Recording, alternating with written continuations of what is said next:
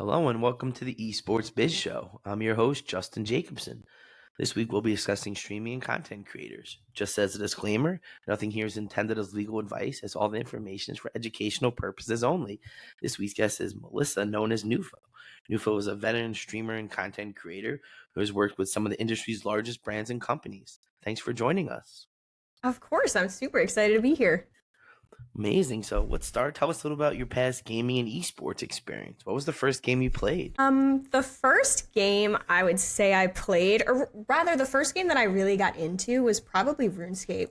I started playing RuneScape in like literally 2005 when I was about 8 years old. And I'd say that's probably the first game, like the first like not real game, but I played a lot of games like here and there, but it was like games that it was the first game that really stuck. I actually still play RuneScape on the same account today. So how'd you kind of get first involved in the esports space? Around like 2013, I came across like the competitive Call of Duty, like Twitter, like around there, like the people, the players, stuff like that. And that's basically how I got involved in like the esports scene. I started following a lot of the organizations like FaZe, like the basic ones that everybody knows about. And I didn't even know that there was a whole like community around competitive gaming. I had literally no idea. Like I was always a gamer, but I just didn't even know that. So how'd you kind of start, getting into the streaming and content creation? Well, back in 2016, I was in college. It was my freshman year. And I had just graduated high school and was about to start my freshman semester of college. And I just remember working at Adidas for like 3 years at the time and being like, I don't want to do this anymore. So I was already like into the esports scene for a couple of years, and I had already gotten like a bit of a following, and everybody was like encouraging me to stream. And I was like, well, I already am playing video games and I don't like my job. So why don't I just like start streaming and doing that? And that's exactly what I did. I literally did my first stream and then quit my job the next shift. I was like, okay, guys, I'm putting my 2 weeks in. So when did you kind of like, really take it seriously? Any kind of moments that stand out when you're like, wow, like this is now like my full-time job? Well, after I quit my job, I was like, I need to make this work. Like I was a college student. I had to afford books. My dad did not really pay for anything for me when it came to like school and stuff. And also I had like a car. So I had a car payment, insurance. So I was like, I need to make this work. So I just played a lot of Call of Duty to begin. And then I kind of just like started trying a lot of different things. And I just like enjoyed it a lot more than anything else that I was doing. I met so many great people through it. So it was just something exciting. Amazing. So what's like your typical day as a streamer? My typical day as a streamer. So I basically just like wake up, sit outside, feel the sun, make a quick little breakfast. And then around like 10:30ish, I sit down at my desk and I start doing my makeup, cleaning up my desk a little bit. And then I stream. Lately, I've been playing Helldivers 2. That's been my main game recently. Loving that. And I usually stream around 4.5 to like 6.5 hours, 7 hours. So at around like 4:30ish, I'll get off and then I'll go to the gym, work out a little bit, make some dinner and hang out. So so what is it like kind of doing these like long-term grinds, playing for, 5-6 hours, right? Like this is especially playing the same game sometimes. Oh yeah, it can be a lot. There's days where I feel super exhausted afterwards, where I'm just like, people don't really understand how exhausting it is to stream. And it feels like kind of like such a weird thing to say, because people are like, you're just playing video games, but you're like interacting and talking. Like imagine talking for literally 8 hours. Like it is exhausting. You're comprehending what people are saying. You're like balancing multiple things at a time because you're like playing a game at a high level. Yeah, you're gaming, you're reading the chat, you're like thinking of responses, you're like making plays in the game. Like sometimes it can be exhausting and a lot, but it really depends on the game that I'm playing, because if recently I haven't been playing very competitive games. I just feel like they trigger me and I'm just like, I can't play this game for longer than an hour. So lately I've been playing just like more relaxed games, or like just like fun like story mode games sort of, and I feel like that really kills the time, because I'm like, wow, like it's already been 4 hours, I didn't even realize, and it goes by very quick, which I prefer. Amazing. So you've previously worked with some esports organizations, including Gen.G and XSET. So what was like first being signed to an organization, like kind of really having that team behind you? It was honestly great, and I feel like a lot of these organizations it's really nice when these organizations make you feel like a family, like when they include you in gaming nights, or they fly everybody out and you guys like have dinners together and you really get to know each other. And I feel like Gen.G specifically was one of those organizations that made you feel like super included. They brought us out for content stuff, which was really, really nice. They always sent us like a lot of cool gear, and it was really, really great being a part of that organization for sure. And I think that once I got like signed to an organization, and that was one of those, that goes back to that other question of when I started to take it more seriously. It was once I got signed and I was like making a salary, I was like, oh my gosh, like I'm like the real deal. Like I'm getting a salary. And I was also in college still at the time. And I was like, this is so crazy. Like I'm sleeping and I'm making money.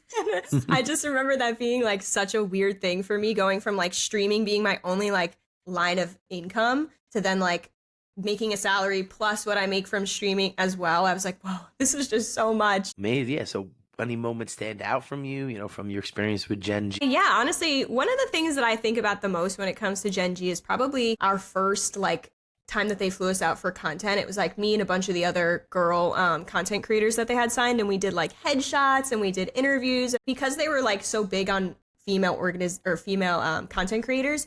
It was around like Mother's Day or something like that. I forget. And they like flew us all out and we did stuff about like who we thought was like the most important woman in our life. And it was just really nice being around like a group of women that had like-minded like stuff. And they were just talking, we were just able to communicate and talk about the same things and like kind of bring each other up. It was really nice. And we went out for a Korean barbecue. It was so sweet. We got to tour the offices. It was great. Gen.G definitely is one of those really high-powered organizations that has really kind of got their stuff down. So additionally, you had worked with XED, and we know they're kind of known for kind of being on this entertainment, fashion, gaming. So how do you see fashion and gaming and esports working together? It's definitely a very interesting combination, I would say, fashion and gaming, because I almost feel like the only option for like fashion and gaming is very like anime streetwear sort of vibe. And I definitely feel like XET was getting involved with like the whole streetwear, which was really nice because I love streetwear. I like the vibe of it. I like the black with like the little distressed look and like the symbols and everything. I think it looks really great. Big like musicians and athletes that were very in on like the fashion at the time. So I feel like it was a really good move on them to incorporate those things into the organization. Yeah, I always kind of find that you have these kind of like areas of culture like music and sports and fashion, and people that like music, they usually have a fashion angle, or like there's like a lot of overlap. So it's nice when you start to see that trend of organizations. And obviously we know 100 Thieves did a really collaboration with Gucci, and Ralph Lauren and G2. So there's been a lot of these unique high fashion collaborations. So it's nice to see how it just continues to develop. So you've obviously been in the space for a long time, and including attending some of the early MLG events. So it was like kind of attending those events and kind of seeing where esports has kind of grown to. Like, did you see it coming? Like, did you have a crystal ball? My gosh, thinking back to like the old Call of Duty events that I used to go to in like 2016, 2017, stuff like that. I miss those. I miss that time of my life. I miss like post-graduating high school, this like feeling of such like freedom. And going to these, like I was 18, so being able to just travel on my own and go to these places and meet these people that I met through streaming and like the internet was just like such a crazy experience to like, it was just wild. And meeting like the people behind the scenes, like the people that worked at G Fuel and all these like booth stuff, like all these companies that I like saw online and was like, oh my God, these are so cool. And then getting to meet those people, see the products in person. And I just remember Call of Duty events like MLG and CWL, like UMG even, just being such an experience. You get to meet all these people and watching the events. There was just so much energy when you would walk in. And I just remember being so excited, being like, what's the venue going to look like? Like, what is the setup going to be? What like booths are there going to be? Like, there was just so much to it. And I really missed that time. But it was just so crazy because every event was like bigger than the last. And I miss those times. And I really feel like these league matches that they do now are just not it. CDL, I'm sorry, I love you, but CWL all the way. I'm sure there's a lot of people that have that same sentiment. So did you kind of see it growing to where, at Madison Square Garden, the Staples Center, these like legendary stadiums, like where you have thousands of people there?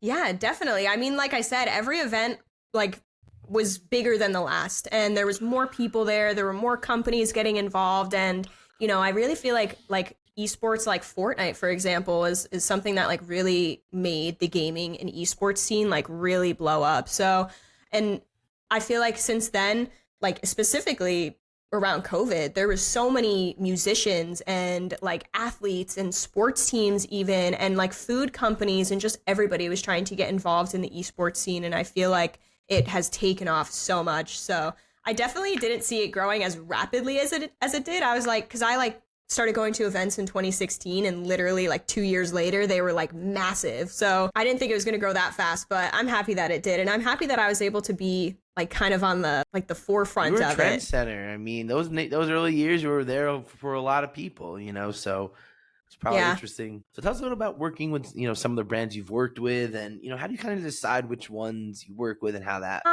So when it comes to the brands that I work with, I try to work with brands that I honestly like use in my day to day. Like I definitely try to be a very like open person. Like that's one thing that my community like knows me for. I'm a very open book, and I tell things kind of like how they are when it comes to like products and my opinion on things. So even like companies that I currently work with, if I don't like something about it, like I tell my community, because I'm like, I'm not gonna like lead you guys on. So like, for example, when I worked with Ghost, there was flavors of the food that I didn't like. There was flavors of things that I didn't like. And I was like, I don't like that one. And I would tell people, I'm like, I'm not going to like pretend like everything is just great. And I feel like people like that authenticity from you, and they like trust that more. They're like, okay, like that makes you seem like a more authentic person that's not just trying to like make money and everything. So I feel like it just really helps my community feel trusting in me. I think that's an important, point that everyone out there needs to take, heed of. It's like, you need to be authentic. Like, yeah, you're not going to like every single thing, but someone else might like it. But as long as like, oh, I may not like this flavor, but I love this one. It's like, that's, everyone has their own personal preference. And I think, like you said, communities and fans really kind of feel confident in your recommendation, that you're not just, oh, I love every flavor, I love everything they do. Like, people know that's not the reality. Yeah. And I would much rather just like I'd pass up an opportunity to work with a company if it's not something that I believe in, something that I would use. Like, there's no point in it. And I don't want to, it's all about like really what you're doing at the end of the day is selling a product. And if you're just going to lie to the consumer, you're less likely to make sales in the future anyway. So I would much rather just be honest about my opinion of things, if I like them, if I don't, and choose these brands like very intentionally. So what tips do you have for, streamers and content creators that are working with brands? Maybe they got a first opportunity, what would you advise them? That's a good question. I would just say the same thing. Like, I definitely think authenticity is like one of the most important things about working with brands. Because like I said, it makes your community, your following trust you and trust what you're selling or bringing to the table. And I also feel like just be careful with the brands that you're working with, because at the end of the day, they're trying to make money, and really what you are to them is just marketing. So if you're not going to, I guess, succumb to their like deal or whatever, like that's okay. There's going to be more deals along the line. Like later on, you'll get there. Right. I think that's great advice. Sometimes the best deals are the ones you don't take. You don't just want to take every deal, because not every deal, even though you're making money, is the right deal. Yeah, exactly. And I feel like a lot of people just jump on the first thing that they get, and the first thing that they get might not always be the best thing that they could possibly get. And again, it's like you have to also be, not only do you have to be authentic to your community, but you have to be authentic to yourself. And is this a product that I really want to have my name? Because really what you're doing as a creator is creating a brand. Like, you are a brand. And the companies that you work with are a reflection of your brand. And if you're like, think of the big creators that work with brands and the brands go down and people are like, where's your statement? Why aren't you saying anything about this company that you are working with? And then it's like putting you in a weird position because you didn't, one, do your research, you worked with a shady company, and it just makes you look like not a great creator, not a great person to trust. Money, and you don't care about anything else. Yeah, exactly. So obviously you've mentioned you've been in the industry for a long time, and you've clearly encountered working with different professionals, including, attorneys and managers and agents. So what kind of advice do you have for talent dealing with these kind of representatives? What have you learned from some of your previous experience? I honestly, I really would say to not just jump right in, because really read your contracts too. There's a lot that goes in.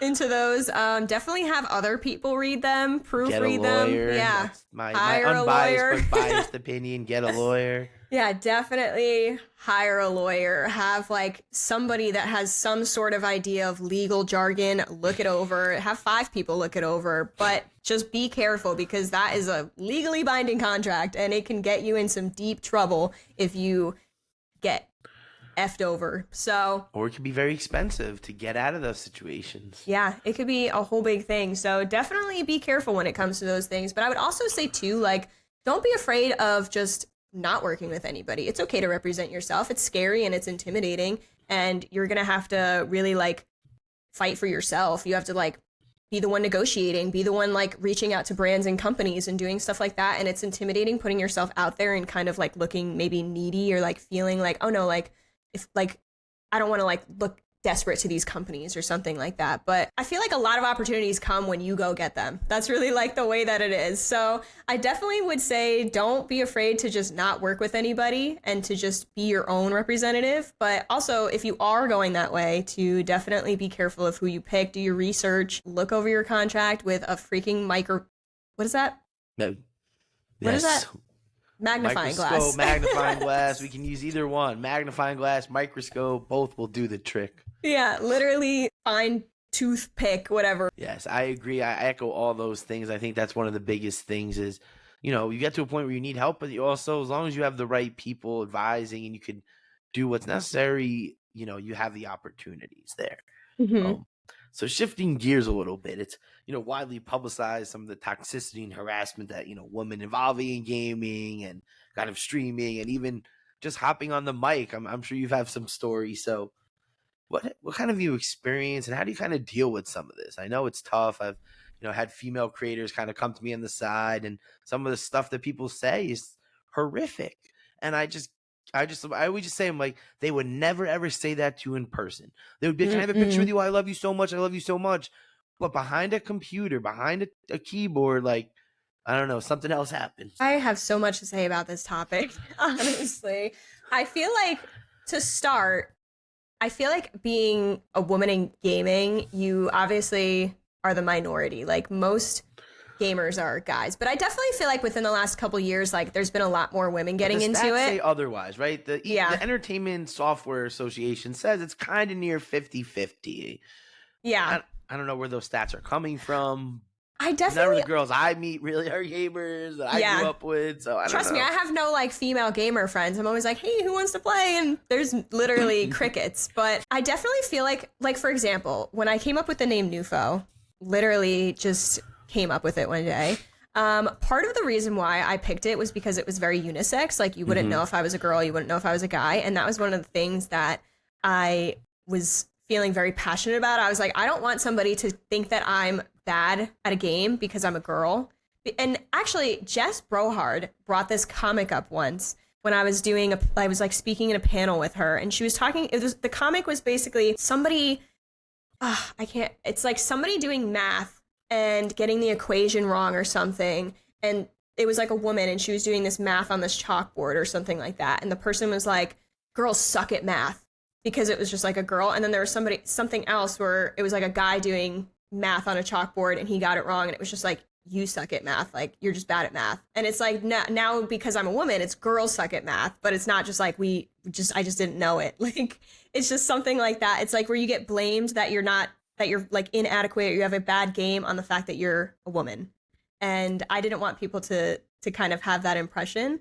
But now people just know me in games. They're like, oh, I know you. And I'm like, well, there's no hiding now. But I definitely think that women get a lot of hate in gaming, especially now with like the whole OnlyFans thing. I definitely think that that's created like this bad stigma around like women in gaming specifically, where people are like, oh, like, where's your OnlyFans? Like, stuff like that. I get messages constantly where people are like, when are you going to make one? I'm like, why is it just like normal for you to expect like a woman in gaming to just like be showing her body like that? Why is like, it even normal to message someone that they've never even talked to that?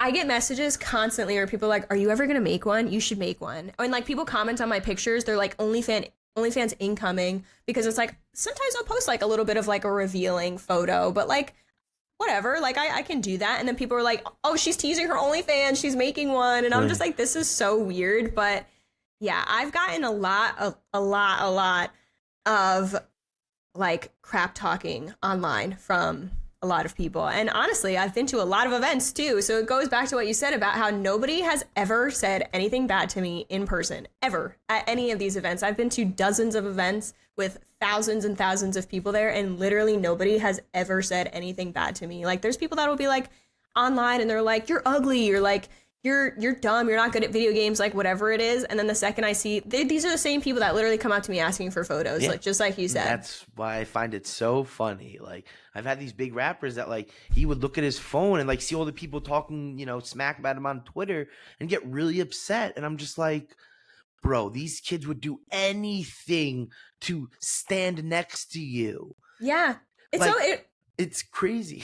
I always see stuff like that where it's like, specifically like musicians, where there's people like commenting on their posts and they're just like, shut up, bitch, or like something like that. And then the person responds and they're like, oh my God, I didn't think you'd see this. I love you so much. And it's like, why would you say something like that to begin with, like just to get a reaction? And so that is like, for upcoming creators and stuff, I definitely would suggest to just not give people the reaction. I used to block people. I used to respond and like try to like banter with them or like talk back to them. But like now as an adult, I'm like, who cares? Like, this person's just sitting at home being a loser. Anybody that just like has to say something mean is unhappy in their life. Like, I'm pretty content, but I don't really go around like just wanting to shit talk somebody just because. Like, I'm just like, whatever, their life. I don't care. So, But yeah, definitely nobody ever says anything in person. There are literally keyboard warriors for life. And I always say, don't feed the trolls. Like, again, you have clients that sometimes engage with it, and that's all they want. All they want is to get that interaction, to get you riled up, and that response is that dopamine drop for them. Like, oh, I got to her. Oh, whatever it is. And it's, yeah, even just blocking. Then they post it on Twitter and all their little friends are like, ha ha ha ha, like the screenshot. And they're like, oh my God, she actually blocked me. And then that's like their like accomplishment. And it's just like, imagine like being like just that sad where you're proud of the fact that you made somebody else feel bad. I don't really understand. Like, you're just such a bully that like you would just bully some random girl you've never talked to and know literally nothing about other than her name's Melissa, right? Like, yeah. And that's another thing too, is like a lot of these people will come into my stream like looking to like be mean to me, and then they'll hang out for a bit and they're like, wait, you're actually not that bad. I actually like you. I'm like, nice. I'm like, awesome, cool. I'm so glad I have a new person in my community. Right, that's really started out as a bully and now they're my friend. But I guess that's what you have to do. You got to change one mind at a time. All you can do. So how do you think, maybe the next generation, how do we curtail this? How do we fix this going forward? Because we know gaming and esports, it's only going to continue to be more pervasive. There's only going to be more young females getting involved, more younger kids and impressionable kids. How do we fix this? I think exactly that. I think that just having more women join the scene and continue to prove themselves and get more involved is the exact way. Because I feel like there's professional leagues for women now, which weren't a thing when I started like joining the gaming scene and stuff like that. And I feel like now giving these women these opportunities to kind of prove themselves and show people like, one, we're here to stay, two, like we are actually good gamers and we provide like great content. Kick my butt. Like, that's what I say. Like, the girls I work with, I represent some of these CSGO and Valorant players, and they would smoke me in all of these games. I know that. Yeah. Some of them are super talented, and it's crazy, but it's great to see because, again, like that was 2016 when I was like going to my first events and stuff, and even still, like there were not very many like women's teams and stuff like that. And it's nice to see how in less than 10 years, there's a ton now and women are being like represented a ton. And again, that's one of the things that I loved about Gen.G is they were like all about like encouraging women and building them up. And I just think that that's really important, especially nowadays. Like, I feel like everybody's just so hard on each other and has like these high expectations. And it's just like, just enjoy like who you are, just enjoy each other. Definitely. I think that's kind of the trend now is we're trying to kind of work on this inclusivity, and trying to balance this stuff. So what advice do you have for aspiring streamers and people that are trying to go down the route that you're on? In terms of content creation, I definitely would say to just be yourself. I think that it already is exhausting to create content in general if you are being yourself, but then to add on top of like playing a character on top of that. And I understand that when you're a content creator, like you're not obviously going to be 100% yourself because it is a job, it is a brand. Like you can't like make some jokes that you would make. It's entertainment. Like it's truly entertainment. And I feel like, you know, try to be as authentic as you possibly can because it's going to be a million times easier. People will respect you way more. Brands, like people that you're going to be working with, stuff like that. I think that it's just important to be yourself. And in terms of like how much, like in terms of streaming, I definitely would say if you are working like a regular job, consistency is very important. But obviously if you can't dedicate all of your time to it because you're not in the position yet, like you're still working a regular job, you aren't really making any money from streaming, I would definitely suggest to make specific days like your streaming days. That way you have like a bit of a schedule. Because if it's like, if you stream every Wednesday and then it's a Wednesday and I'm sitting home and I'm like, I don't really have anything to do right now. And then I'll be like, oh my God, Jessica's streaming. And then I'll be like, wait, it's Wednesday. And I'll go tune in because I know you stream every Wednesday. But if it's just like you stream on Tuesday sometimes and then Saturday when you feel like it and then sometimes Thursday, it's like, I don't really know when you're going to be live. So I'm not really going to be thinking about your content. I'm going to be thinking about Jason who streams every day. And I'm going to be like, oh, well, Jason's live and not whatever her name is that I just said. So I definitely think that I already forgot. I think that some sort of consistency and like a schedule is a really important thing. And also I would say to just like, networking is really important. It's important for everything, regardless if you're a streamer. It just is. Like everything that you do in life, it's a little bit better if you know people, you get a little bit further. So I definitely think that networking with other creators, getting to know just like people behind the scenes, as well as people that work for companies that you would like to work for work with in the future is definitely important. Like try to have good relationships with people because I feel like there's a lot of people that go on Twitter and they're like, shit posting and they're just like being a jerk just to be a jerk, or like they're just like not being very professional. And it's like then you expect to work with these companies later down the line and it's like these people are like, I don't want to work with you because now this person that you just bullied 3 years ago now works at this company that you want to work with, and they're like, no, I hated you, no. Right. I love the people that are like, oh, I hate this game, oh, cold, like, and it's like these are your employers. Like if you're bad mouthing Activision Blizzard, you think they're gonna want to give you money and help you if like you're on your 100,000 plus followers saying how horrible the game is, and like, yeah, people don't realize that. And like, I'm just shocked that people don't connect the dots of like, oh, well, maybe you could respectfully be like, oh, like the new features a little whatever, not be like, oh, this game is broken, I hate it, boo at Activision Blizzard. And you know, they know what's going on. They're watching. There's definitely a way to get your point across without being so vulgar. And I think, again, these companies are going to be like, oh, okay, like respectful. They said something. They told us their opinion. We'll take it and we'll figure something out behind the scenes and we'll fix it. But not if you're going to be a jerk about it. And then now 100,000 people are like, this game sucks. Exactly. And it's like, oh, well, thank you for helping our business. Let us think about how we're going to help your business. Yeah, no thanks. So what's your favorite part about, being a streamer and a content creator?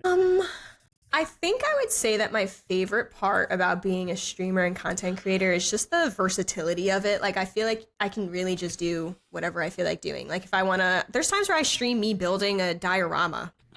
Why? I don't know. I just feel like building a diorama. Like, I don't know. I just want to build this small mini house, okay? And people are like, cool. And I can take days off if I want. Like, obviously, I try to treat it as much of a job as possible. I stream most weekdays. That's like my schedule is every weekday. But there's some days where I'm just like, I'll wake up and I'm like, oh, I can't do it today. I just don't want to. And people are like, take a day off. Like, you deserve it. And like, everybody's so nice and supportive about it. But so, yeah, I would definitely say that like it's a blessing and a curse being your own boss for sure, because you also have to be the one to be like, no, this is a job. You have to get up and go do stuff. Like, you can't just sit in bed all day and be lazy. So you definitely have to be your own motivator in that way. But yeah, I definitely would say it being versatile, because it's nice being able to just like IRL stream. If I want to like go to the beach, I could stream from there. I can go out to eat and stream. I can like create content, make a TikTok, make a vlog, like whatever I really feel like doing. And it's nice because like literally anything you do can be put into creation, like content creation. Like if I'm going out to dinner, I could just post a picture of my food and it's content. And it's like just very easy in that way. But at the same time, if you have like a specific vibe that you're going for with your content, it isn't as easy, because obviously if you don't post like, I guess like the most professional grade content when you normally do, people are gonna be like, what is that? So There's definitely a lot that goes into it. Right. So I think that's one of the, the unique things is kind of the flexibility to really be your own boss and, kind of make your job on your terms. Like you said, like if you want to go to, pumpkin picking on Saturday, now that's your vlog for the week. Mm-hmm. So kind of bringing this towards the end, what does the future hold for you? Where are you kind of going from here? Well, I feel like the last 3 years of my content creation journey I've taken a step back because I've been trying I'm in like these transitionary years of my life. Like I'm 26 now, and I feel like I'm trying to really just figure out what I want to do in my life because obviously I don't think I'll be streaming forever. Like that doesn't really sound like a very realistic plan, but I've been trying to kind of incorporate these new hobbies that I kind of got throughout these last 3 years. Cause like I said, I took a step back. I started a new relationship. I moved 1,000 miles away. I got 2 dogs. I've been going outside and touching grass way more than I used to. Like I actually have hobbies that aren't gaming now. And I think that I've just been growing into like a new person. And so I've been trying to kind of incorporate that into my content. And it's been a little hard because obviously most of my community is gaming related. But I feel like my community also in a way has been growing with me. Like, I feel like a lot of them started off following me when they were 18, 19, 20, like stuff like that. And now we're all in our late 20s and early 30s. And we're all kind of like in the same spot where people are like starting families and things like that. So it's kind of nice that we're all growing together. But I think that my content, I'm trying to kind of incorporate more lifestyle stuff. I think I want to go more of like I definitely want to stream more often. Like, we'll continue streaming. But I do also want to start doing like more vlog, like content and stuff that isn't just gaming related because I feel like I have more to me than gaming, whereas when I first started streaming, gaming was my only hobby. That's all I did. So it was fine for me to just sit inside for 12 hours and stream Call of Duty. But now it's like I go to the gym, I have dogs, and we go on runs and we go on hikes and stuff like that. And I love camping and fishing and a bunch of different things that I want to incorporate into my content and stuff. That's what I want to see, some Nufo fishing content. I'm with it. I am with it. So yes, I kind of like to end each episode with my 3 questions. So what's your favorite game to watch? Ooh, my favorite game to watch. That's a good question. I don't really watch very many games because I feel like I don't really spend very much time on Twitch unless I'm streaming. Like nobody goes into their job on their off days. So I'm trying to think. I think for games, I honestly really enjoy watching Apex. I feel like because all the characters, they all have like their own unique thing. I find it really interesting. It's very fast paced, big maps, stuff like that. I really enjoy watching Apex.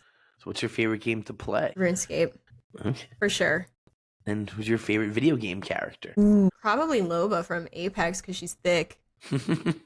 Okay, amazing. So this was so great. Thank you so much for joining us. Tell everybody where they can connect with you and learn about what you're working on. Of course. My socials are all Nufo. Well, my Instagram is mnufo. Wasn't able to get that one. But Twitter Nufo, Twitch Nufo, Kick Nufo, YouTube's Melissa Nufo. Yeah. Amazing. Well, everyone go, take her follow. Make sure to tune into her stream. She's really entertaining. I definitely enjoy it. So we're excited to see where you kind of go from here. And everyone, thanks again for tuning in, and follow me on Twitter, Justin.J ESQ, and check Spotify, Apple Podcasts, and YouTube for all our past episodes.